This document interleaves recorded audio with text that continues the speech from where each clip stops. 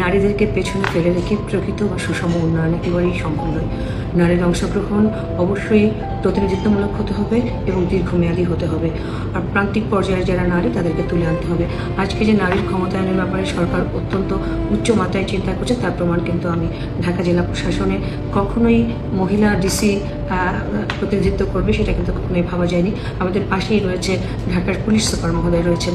তো মাননীয় প্রধানমন্ত্রী কিন্তু যে তার নির্বাচনী ইশতেহারের 31 দফার 23 দফায় নারীর উন্নয়নের কথা বলেছেন।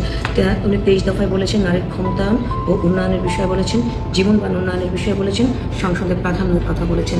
আজকে আমরা যদি দেখি যে আমাদের মাঠ পর্যায়ে 64টি জেলার ভিতরে 21 জন নারী ডিসি প্রতিনিধিত্ব করছে। পুলিশ সুপার পদে প্রায় 70-এরও বেশি জন এসপি পদে কর্মরত রয়েছে, তাদের ভেতরে মাঠ পর্যায়ে 3 জন রয়েছে।